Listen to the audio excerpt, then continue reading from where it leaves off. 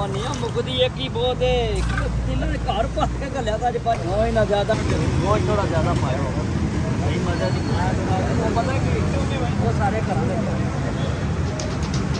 ਜਿਹੜਾ ਹੋਗਾ